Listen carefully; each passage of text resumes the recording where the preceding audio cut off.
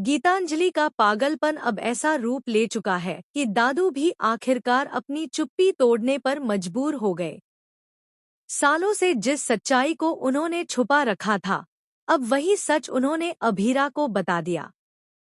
जी हाँ दोस्तों, सीरियल यह रिश्ता क्या कहलाता है कि आने वाले ट्रैक में दिखाया जाएगा कि कैसे गीतांजलि की मानसिक स्थिति दिन ब दिन बिगड़ती जा रही है। दादू उसे समझाने की पूरी कोशिश करते हैं, लेकिन गीतांजलि अपनी जिद पर अड़ी रहती है। वह साफ कह देती है कि अब चाहे कोई भी क्यों न हो, यहाँ तक कि भगवान भी मायरा को उससे नहीं छीन सकता। दादू की आंखों में एक बार फिर वही पुराना डर झलकता है, जो उन्होंने सालों पहले महसूस किया था। उन्हें डर है कि कहीं यह जुनून गीतांजलि को इतना अंधा न बना दे कि वह मायरा को नुकसान पहुंचा बैठे। इसी डर से दादू बिना किसी को बताए अभीरा से मिलने जाते हैं और कहते हैं, अभीरा बेटा, मुझे तुमसे एक जरूरी बात करनी है।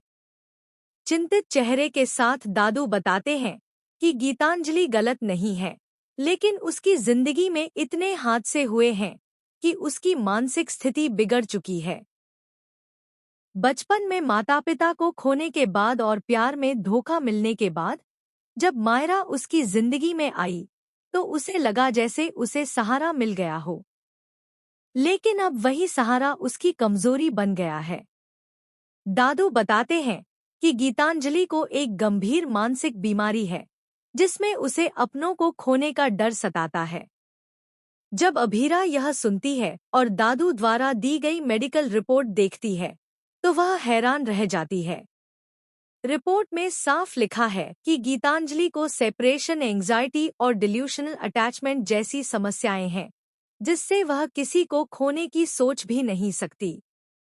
अब यह जुनून इतना बढ़ चुका है कि दादू को डर है कि कहीं गीतांजलि खुद मायरा को नुकसान न पहुंचा दे। इस रहस्य के सामने आते ही कहानी में एक नया मोड़ आ जाता है।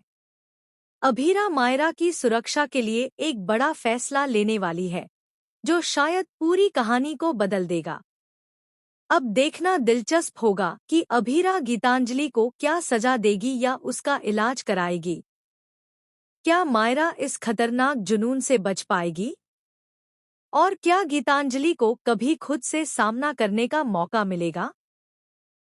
दोस्तों, बने रहिए यह रिश्ता क्या कहलाता है के साथ, क्योंकि अब कहानी करवट लेने वाली है और आगे जो होगा वह किसी ने नहीं सोचा होगा। अगर आपको यह वीडियो पसंद आया हो, तो चैनल को सब्सक्राइब करें और कमेंट में अपनी राय जरूर दें। नया ट्रैक कहानी को पूरी तरह से बदल कर रख देगा।